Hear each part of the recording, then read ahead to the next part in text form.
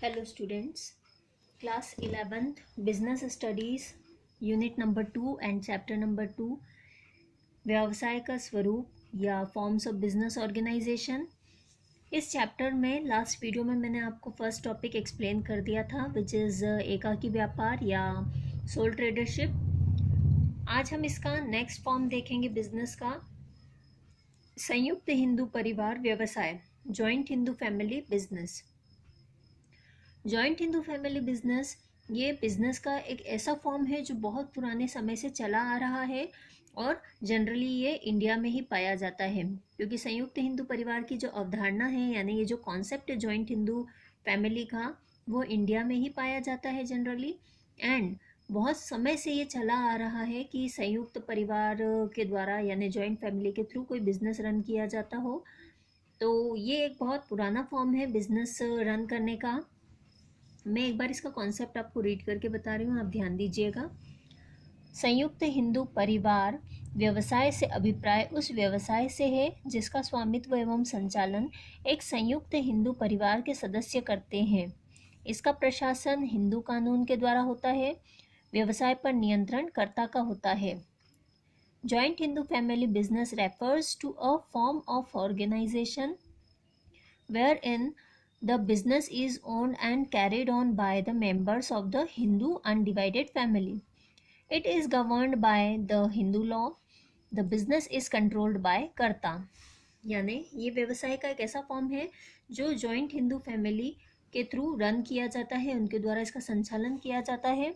और इस बिजनेस का जो मैनेजमेंट है या गवर्नमेंट है वो यानी इस पे जो रूल्स एप्लीकेबल होते हैं वो हिंदू लॉ जो है उस हिंदू लॉ के रूल्स इस बिजनेस पे भी एप्लीकेबल होते हैं। इस बिजनेस का जो मेन कंट्रोलर होता है या जो मेन डिसीजन मेकर होता है वो होता है कर्ता। और कर्ता कौन होता है? एक जॉइंट हिंदू फैमिली बिजनेस का जो सबसे एल्डर पर्सन होता है यानी कि जो सबसे बड़ा व्यक्ति होता है उम्र के हिसाब से, उसके द्वारा व्यवसाय का संचालन किया जाता है, मैनेजमेंट किया जाता है एंड कंट्रोलिंग किया जाता है। यानी बिजनेस से रिलेटेड जितने भी डिसीजंस हैं वो सब कर्ता के थ्रू लिए जाते हैं। तो हेड ऑफ द फैमिली जो होता है उसे बोला जाता है कर्ता एंड उसी के थ्रू बिजनेस जो है वो कंट्रोल एंड मैनेज किया जाता है। आफ्टर डेथ ऑफ कर्ता यानी कि फैमिली का जो हेड पर्सन है उसकी डेथ हो जाने के बाद नेक्स्ट जो सबसे एल्डर पर्सन है उसके थ्रू बिजनेस रन किया जाता है। देन वो कर्ता की पोस्ट पे चला जाता है यानी कि वो बिजनेस को मैनेज करना स्टार्ट कर देता है। तो इसी टाइप से ये सिस्टम चलता जाता है, कर्ता बदलते जाते हैं बट कर्ता के जो रिस्पॉन्सिबिलिटीज़ जो अथॉरिटीज़ हैं वो सेम रहती है। एंड इवन फैमिली में जो भी पर्सन रहते हैं वो सब उस बिज़नेस के पार्टनर्स होते हैं यानी उस बिज़नेस के क्या कहना चाहिए मेंबर्स होते हैं। ओके, जैसे ही कोई न्यू पर्सन जो है वो आता है फैमिली में, न्यू मेंबर अगर कोई आता है तो वो न्यू मेंबर उसके बर्थ के साथ ही उस फैमिली बिजनेस का हिस्सा बन जाता है। जो कर्ता के अलावा बाकी फैमिली मेंबर्स होते हैं उन्हें को पार्टनर्स बोला जाता है। ठीक है, तो ये था संयुक्त हिंदू परिवार व्यवसाय का मीनिंग यानी अर्थ। जॉइंट हिंदू फैमिली बिजनेस जो है इसमें दो व्यवस्थाएं चलती है यानी कि दो सिस्टम चलते हैं हमारी कंट्री में, स्पेशली दाय भाग व्यवस्था एंड मिताक्षरा व्यवस्था, यानी दाय भाग सिस्टम एंड मिताक्षरा सिस्टम। हमारी कंट्री में ये दोनों ही सिस्टम चलते हैं। पहला जो है दाय भाग व्यवस्था, इसके अंतर्गत स्त्री और पुरुष दोनों को समान अधिकार समान रूप से अधिकारी माना जाता है व्यवसाय में। यानी अगर कोई संयुक्त हिंदू परिवार व्यवसाय है तो उसके अंतर्गत सभी, चाहे घर के पुरुष हों चाहे स्त्रियां हों, सभी उस व्यवसाय की भागीदार माने जाते हैं, वो भी समान रूप से। जबकि मिताक्षरा व्यवस्था जो है इसके अंतर्गत केवल पुरुष सदस्यों को ही व्यवसाय का भागीदार माना जाता है, सहभागी माना जाता है, इसमें महिलाओं को स्थान नहीं दिया जाता। हमारे देश में जनरली मिताक्षरा सिस्टम ही अडॉप्ट किया जाता है, माना जाता है, जिसके अंतर्गत पुरुषों को ही प्रधान माना जाता है, स्त्रियों को बिजनेस में सहभागी नहीं माना जाता है।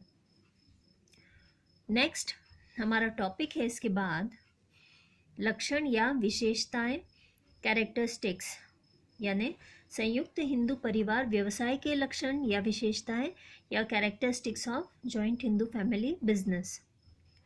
तो कैरेक्टरिस्टिक्स की बात कर रहे हैं हम। सबसे फर्स्ट पॉइंट है निर्माण या फॉर्मेशन। एज सोल प्रोप्राइटरशिप, यहाँ पे भी संयुक्त हिंदू परिवार व्यवसाय का जो फॉर्मेशन है, निर्माण है, वो काफ़ी इजी होता है। यहाँ पे भी रजिस्ट्रेशन की या लीगल फॉर्मेलिटीज़ या बहुत सारा पेपर वर्क करने की रिक्वायरमेंट नहीं होती है। ओके, सो ये बिज़नेस भी इजीली फॉर्म हो जाता है, बनाया जा सकता है, स्टार्ट किया जा सकता है। इसको स्टार्ट करने के लिए बहुत ज़्यादा कोई लीगल फॉर्मेलिटीज़ करने की ज़रूरत नहीं होती है। सेकंड पॉइंट है इसके बाद दायित्व या लाइबिलिटी। संयुक्त हिंदू परिवार व्यवसाय में अगर हम दायित्व की बात करें तो यहाँ केवल कर्ता जो है, सिर्फ कर्ता के दायित्व असीमित होते हैं। बाकी जितने भी को पार्टनर्स हैं, जितने भी सहभागी हैं व्यवसाय में, यानी परिवार के अन्य सदस्य, उन सबके दायित्व सीमित होते हैं। ठीक है, कहने का मतलब ये है कि अगर व्यवसाय के दायित्व का भुगतान करने में संपत्तियां असमर्थ रहती हैं तो उस दशा में केवल कर्ता की निजी संपत्तियां जो हैं उन्हें भी सेक्रीफाइस किया जा सकता है या मंगाया जा सकता है दायित्वों के भुगतान के लिए। किंतु जो अन्य सदस्य हैं, को पार्टनर्स हैं, उनकी निजी संपत्ति को इसके लिए उपयोग में नहीं लाया जा सकता है, यूज़ नहीं किया जा सकता है। अन्य जो को पार्टनर्स हैं उनकी केवल वही संपत्ति यूज़ में ली जा सकती है जो कि उन सभी की जॉइंट संपत्ति है। जैसे बिजनेस जॉइंट में है जिसके अंदर सबकी भागीदारी है, तो हिस्सा जिसे हम बोलते हैं नॉर्मल भाषा में कि हिस्सा रहता है, तो केवल उनका जो संयुक्त संपत्ति पर जो हिस्सा है, उनका जो भाग है, केवल उतने ही भाग के लिए वो उत्तरदायी रहते हैं। बाकी उनकी जो पर्सनल प्रॉपर्टी है वो इस बिजनेस के लिए यूज़ में नहीं लाई जा सकती है। थर्ड पॉइंट है इसके बाद नियंत्रण या कंट्रोल। संयुक्त हिंदू परिवार व्यवसाय यानी जॉइंट हिंदू फैमिली बिजनेस जो है, इसमें बिजनेस पे पूरा कंट्रोल जो है वो केवल कर्ता का रहता है, यानी कर्ता पूरे बिजनेस को नियंत्रित करता है और बाकी सबको भी उन्हीं के अनुसार कार्य करना पड़ता है और उनके डिसीजंस को मानना होता है। नेक्स्ट है इसके बाद हमारा पॉइंट निरंतरता या कंटिन्यूटी। ये बिजनेस का एक ऐसा फॉर्म है जो कंटिन्यूस वे में चलता रहता है। दैट मीन्स जैसे परिवार का जो मुखिया है या मुख्य सदस्य है, अगर उसकी मृत्यु हो जाती है तो उसके बाद नेक्स्ट जो सबसे बड़ा व्यक्ति है उसे परिवार का और व्यवसाय का मुखिया माना जाता है। तो इस प्रकार से पीढ़ी दर पीढ़ी जो ये है बिजनेस चलता रहता है, जनरेशन बाय जनरेशन ये बिजनेस जो है रन होता रहता है, चलता रहता है। इसके बंद होने की संभावना नहीं होती है, यानी ये कंटिन्यूस बेसिस पे चलने वाला बिजनेस है। नेक्स्ट पॉइंट है इसके बाद नाबालिग सदस्य, माइनर मेंबर्स। परिवार में मैंने मीनिंग बताते समय भी ये चीज़ बताई थी कि जैसे ही परिवार में किसी नए सदस्य का आगमन होता है, यानी किसी नए मेंबर का बर्थ होता है, तो बाय बर्थ ही वो व्यवसाय का सहभागी बन जाता है, को पार्टनर बन जाता है। तो जो नाबालिग सदस्य हैं परिवार के, उन्हें भी बिजनेस का हिस्सेदार माना जाता है और उन्हें भी सदस्य की तरह ट्रीट किया जाता है। हाँ, ये बात अलग है कि दायित्व नहीं होते हैं उनके, बट व्यवसाय में हिस्सेदारी उनकी भी रहती है। लास्ट पॉइंट है इसके बाद सदस्यता या membership. Joint Hindu family business में सदस्यता बहुत इजी है। परिवार में जैसे ही कोई नया सदस्य आता है, जन्म लेते ही वो उस व्यवसाय का सदस्य बन जाता है।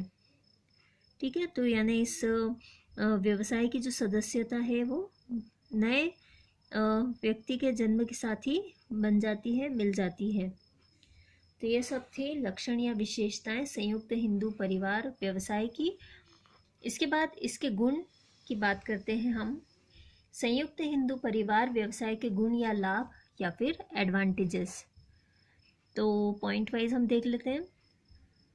सबसे फर्स्ट पॉइंट है प्रभावशाली नियंत्रण, इफेक्टिव कंट्रोल। इस व्यवसाय में सारा जो कंट्रोल है, सारा जो मैनेजमेंट है, वो सेंट्रलाइज रहते हैं, यानी केवल कर्ता के पास रहते हैं। ऐसी दशा में प्रभावशाली नियंत्रण लागू कर पाना बहुत ही इजी हो जाता है। एक व्यक्ति के द्वारा जब व्यवसाय से संबंधित सब कार्य किए जाते हैं और नियंत्रण रखा जाता है, तो ऐसे में इफेक्टिव कंट्रोल को अप्लाई करना पॉसिबल होता है। इसके बाद सेकंड पॉइंट है हमारा स्थायित्व, या हम बोल सकते हैं कंटिन्यूड बिजनेस एग्जिस्टेंस। ये जैसा हमने इससे पहले वाले फॉर्म में देखा था सोल ट्रेडरशिप में, कि अगर सोल ट्रेडर की मृत्यु हो जाती है या वो लंबी बीमारी से ग्रस्त हो जाता है या फिर उसका एक्सीडेंट हो जाता है और वो इनकेपेबल हो जाता है बिजनेस रन करने में, तो उस दशा में बिजनेस समाप्त हो सकता है, यानी कि बिजनेस का जो जीवन काल है वो निश्चित नहीं होता और छोटा होता है। किंतु जॉइंट हिंदू फैमिली बिजनेस में ऐसा नहीं है, क्योंकि यहाँ पूरा जो मैनेजमेंट और कंट्रोलिंग है वो कर्ता के हाथ में होती है, और कर्ता होता है परिवार का मुखिया, यानी कि सबसे बड़ा सदस्य। तो एक व्यक्ति यानी कर्ता की मृत्यु के पश्चात जो नेक्स्ट मुखिया होता है घर का, वो ही व्यवसाय को भी संचालित करता है और मैनेज करता है। तो ऐसे एक मुखिया की मृत्यु के बाद दूसरा मुखिया बनता है, उसकी मृत्यु के बाद तीसरा व्यक्ति मुखिया बनता है। ऐसे बिजनेस जो है वो कंटिन्यूस बेसिस पर और लंबे समय तक चलता है, यानी यहाँ बिजनेस का जो एग्जिस्टेंस है, जीवन है, वो स्थायी होता है। स्थायित्व का गुण इसमें सम्मिलित होता है। हम भी कई बार देखते हैं कि कई शॉप्स ऐसी होती है जहाँ हमारे पेरेंट्स या हम लोग रेगुलर बेसिस पे शॉपिंग करते हैं, एंड इवन हम ये भी सुनते हैं कई बार कि हमारे दादा दादी वो लोग भी वहीं से शॉपिंग करते थे। यानी कहने का मतलब ये है कि पीढ़ी दर पीढ़ी वो बिजनेस जो है चलता ही रहता है। ठीक है, हम कई बार कुछ ऐसी शॉप्स के एड भी देखते हैं, या वो अपना जो मार्केटिंग है वो इसी अकॉर्डिंग करते हैं कि 25 साल से ये शॉप चली आ रही है, फेमस है, या 30 सालों से या 35 सालों से ये बिजनेस चल रहा है या शॉप चल रही है, फेमस हो गई है। तो ये किस वजह से होता है? ये जॉइंट हिंदू फैमिली बिजनेस या जो फैमिली बिजनेसेस होते हैं जो जनरेशन बाय जनरेशन ट्रांसफ़र होते जाते हैं, तो उनकी वजह से इतने लंबे समय तक बिजनेस जो है वो रन होते हैं। नेक्स्ट पॉइंट है इसके बाद सदस्यों का सीमित दायित्व, limited liability of family members. ये एक और गुण है इसका कि जॉइंट हिंदू फैमिली बिजनेस में जितने भी मेंबर्स हैं फैमिली के, ओनली कर्ता के ही दायित्व जो हैं वो अनलिमिटेड होते हैं। बाकी सारे जो सदस्य हैं यानी को पार्टनर्स हैं, उन सभी के दायित्व सीमित होते हैं केवल उस सीमा तक जिस सीमा तक उनका भाग या उनका हिस्सा होता है जॉइंट प्रॉपर्टी पर। यानी जो विभाजन योग्य संपत्ति है, या हम कहें कि जिस संपत्ति का हिस्सा होना है, केवल उस संपत्ति के लिमिट तक ही जो दायित्व है वो बाकी सदस्यों का सीमित होता है, पर कर्ता के दायित्व ही केवल असीमित होते हैं। इसके बाद फोर्थ पॉइंट है गोपनीयता या सीक्रेसी। जैसा मैंने बताया कि इस बिजनेस में सारा जो मैनेजमेंट है, कंट्रोलिंग है, डिसीजन मेकिंग है, वो सब सिर्फ और सिर्फ कर्ता के द्वारा किए जाते हैं। ऐसी दशा में यहाँ गोपनीयता को मेंटेन कर पाना बहुत इजी हो जाता है, क्योंकि हर एक बात जो है वो केवल कर्ता को पता होती है। अगर वो चाहे तो दूसरों से डिस्कस कर सकता है, अदरवाइज वो किसी भी मैटर को सीक्रेट रख सकता है। तो यहाँ गोपनीयता को बरकरार रखना बहुत ही इजी होता है, सीक्रेसी मेंटेन करना बहुत इजी होता है। पॉइंट नंबर 5 है इसके बाद वैधानिक औपचारिकता आवश्यक नहीं, यानी सिंपल फॉर्मेशन। इस व्यवसाय को चालू करने के लिए वैधानिक औपचारिकताओं की आवश्यकता नहीं होती, रजिस्ट्रेशन कराना भी अनिवार्य नहीं होता है।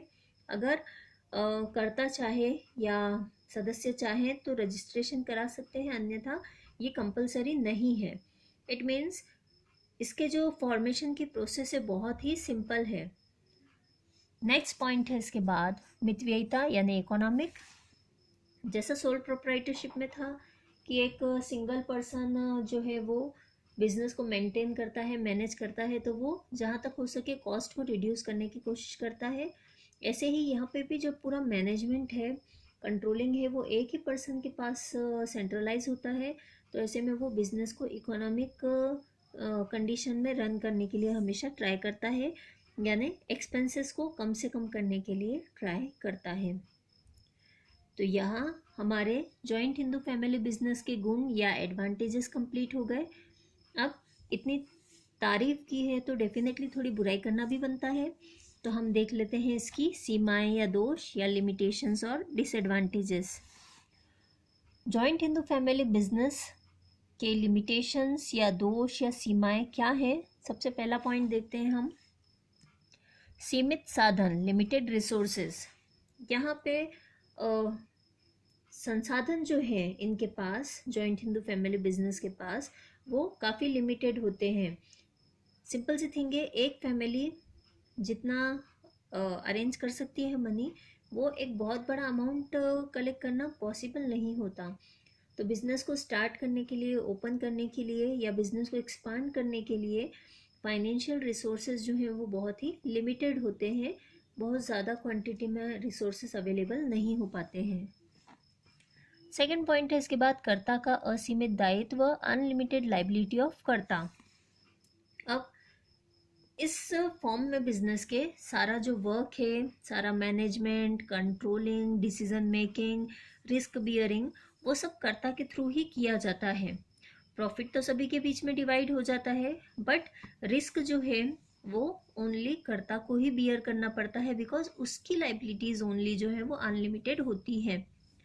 तो ये डेफिनेटली एक बहुत ही डिसएडवांटेजियस पॉइंट है इसका, कि जो पर्सन पूरे बिजनेस को मैनेज कर रहा है, कंट्रोल कर रहा है, बिजनेस को रन करने के लिए डिसीजन ले रहा है, प्रॉफिट सब में डिस्ट्रीब्यूट हो जाएगा, बट रिस्क उस अकेले पर्सन को बियर करना होता है, जो एक बहुत ही डिसअपॉइंटिंग सिस्टम है।